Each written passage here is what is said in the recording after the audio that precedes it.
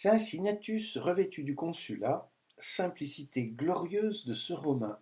C'est écrit par Charles Rollin. Dès que ce choix fut fait, le Sénat dépêcha vers Quintius pour l'inviter à venir prendre possession de sa magistrature. Il était alors occupé à labourer son champ. Il conduisait lui-même la charrue, n'étant vêtu que depuis les reins jusqu'aux genoux, avec un bonnet qui lui couvrait la tête.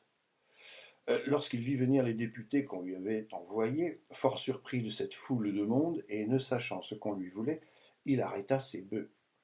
Un de la troupe s'avança et l'avertit de se mettre dans un état plus convenable.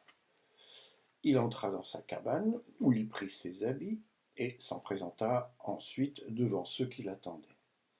Il fut aussitôt salué consul, on le revêtit de la pourpre, les licteurs se rangèrent devant lui avec leurs faisceaux, et on le pria de se rendre à Rome. Quintius, troublé et affligé, se tut quelque temps et répandit des larmes. Puis, rompant le silence, il ne dit que ces paroles: « Mon champ ne sera donc point ensemencé cette année. » Il prit congé de sa femme, et, l'ayant chargé du soin du ménage, il s'achemina vers la ville. Heureux temps, simplicité admirable.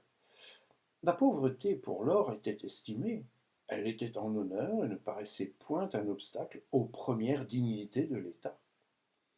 La conduite que Quintius garda pendant son consulat fit bientôt voir quelle noblesse, quelle fermeté, quelle grandeur d'âme étaient cachées dans une ville et pauvre cabane. Il rendait la justice à tous ceux qui se présentaient. Il terminait lui-même à l'amiable la plupart des contestations. Assidu tout le jour à son tribunal, on le trouvait toujours d'un accès facile, et, quelque affaire qu'on eût à démêler, il avait pour chacun beaucoup de douceur et de bonté.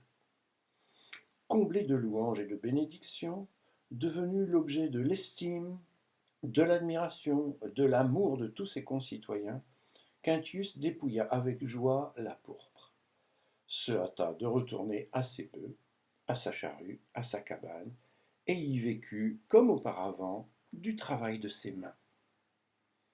Manque-t-il quelque chose à la gloire de Quintius? Les plus grandes richesses, les plus superbes palais, les plus somptueux équipages, oserait-il entrer en lice avec la pauvre chaumière et l'attirail rustique de notre illustre laboureur? Laisse-t-il dans l'esprit de ceux qui en sont témoins les mêmes sentiments que cause au lecteur le simple récit de ce qui regarde Quintius?